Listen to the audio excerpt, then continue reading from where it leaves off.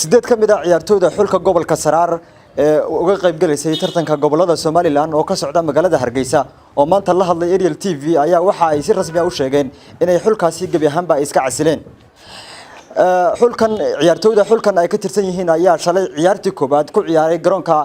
Hargeysa Stadium ee magaalada Hargeysa waxayna la ciyaareen xulka gobolka Maroodijeex ciyaartaasi oo lagaga adkaaday 3-waxba waxa garabkayga taagan kabtanka xulka gobolka Saraar Cabdiqaadir Gallad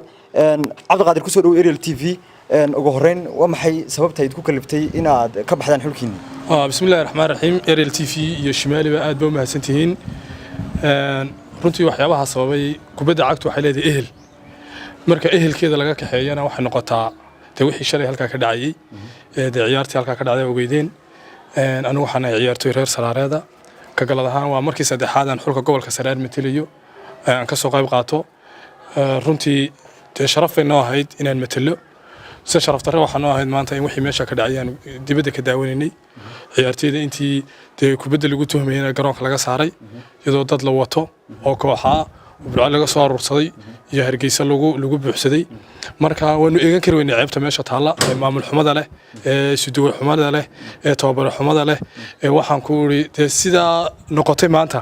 waxaan go'aansanay inaanu ka dhaqaaqno marka waxaad ka cabanaysaan qaabkii ciyaartu ay u dhacday mise maamulka kooxdiina waxaan ka cabanaynaa maamulku waa ka keenay qaabka ciyaartu soconayso haddii maamulku wanaagsan wuxuu keenaa ciyaar wanaagsan iyo guul iyo mustaqbal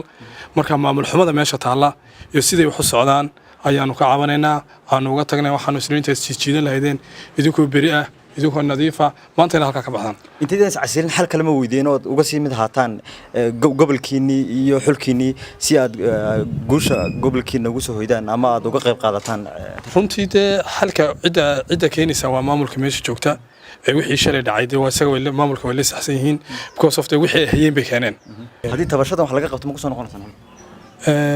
tabashada wax laga qabanaya ma maamulka wax laga qabanaya meesha maamul xuma taala marka ma maamulka wax laga qabanaya mise wax laga qabanaya ciyaartooyda ma aha inaan wax weeye aanu cabanayno ma aha inaanu cararayno ma aha inaanu cid aan ceeb iyo eed lahayn aanu dusha ka saarayno waxa weeye waa inaanu cadaynaa oo aanu cadaynaa bulshada iyo taageerayaasha gobolka Saraar in aanan qayb ka ahayn guuldaradii iyo waxa weeye sumcad xumadii gobolka ku dhacday iyo in aanu sidoo kale u cadayno in aanan qayb ka noqon doonin